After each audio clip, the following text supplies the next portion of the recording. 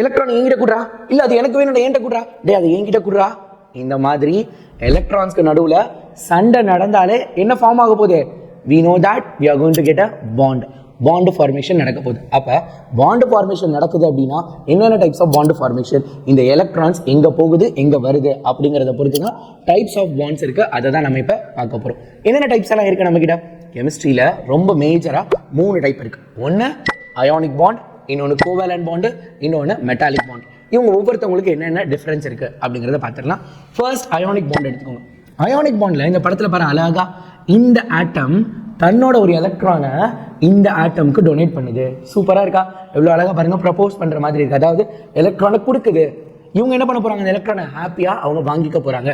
அப்ப ஒருத்தவங்க எலக்ட்ரானை கொடுக்குறாங்க அப்படின்னா கொடுத்த உடனே அவங்க என்னவா மாறிடுவாங்க? அவங்க ஒரு அயோனா மாறிடுவாங்க.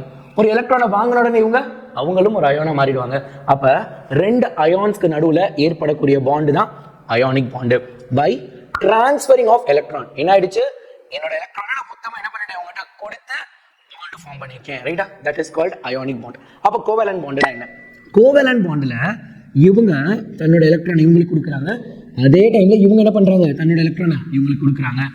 Mutual sharing. 2 பேரும் எலக்ட்ரான்ஸை மியூச்சுவலா ஷேர் பண்ணிக்கிறது மூலமா ஃபார்ம் ஆகிற பாண்ட் தான் கோவேலன்ட் பாண்ட். சரியா? அப்போ 3ஆவதா ஒன்று இருக்கே சார், அந்த மெட்டாலிக் பாண்டு. அது என்ன பார்த்துடலாமா? மெட்டாலிக் பாண்டுங்கிறது ஒண்ணுமே இல்லை, எலக்ட்ரானை ஒருத்தவங்க என்ன பண்ண போறாங்க? ஜஸ்ட் ட்ரான்ஸ்ஃபர் பண்ணிக்க போறாங்க. இன்னும் சிம்பிளா சொல்லணும் அப்படின்னா, ஒரு எலக்ட்ரான் இந்த படத்தை விட நான் சொல்றேன் அவனிங்க பாசிட்டிவ் சார்ஜா இருக்கும். அந்த பாசிட்டிவ் சார்ஜ் நடுவில் ஃபுல்லாக அங்கங்க எலக்ட்ரான்ஸ் இருக்க போகுது. அதுதான் என்ன அப்படின்னா மெட்டாலிக் பாண்டு. ரொம்ப சிம்பிளாக சொல்லணும். எல்லாத்துக்கும் காமனா ஒரே விஷயத்த நிறைய பேர் பகிர்ந்துக்க போறாங்க. இந்த பால் பாருங்க, இந்த பாலை 2 பேருமே அடிச்சு விளையாடுறாங்க. ஸோ அந்த மாதிரி நெகட்டிவ் சார்ஜை நிறைய பாசிட்டிவ் சார்ஜஸ் பகிர்ந்துக்க போகுது. ஒரு நெகட்டிவா நிறைய பாசிட்டிவ், அந்த மாதிரி இருக்கிறது தான் மெட்டாலிக் பாண்ட். ஸோ கண்டிப்பாக உங்களுக்கு புரிஞ்சிருக்கும்னு நினைக்கிறேன். மறக்காம சேனலை சப்ஸ்கிரைப் பண்ணிட்டு வீடியோவும் உன்னோட ஃப்ரெண்ட்ஸ்க்கு ஷேர் பண்ணிடு. ஓகேவா? டடா, பாய்.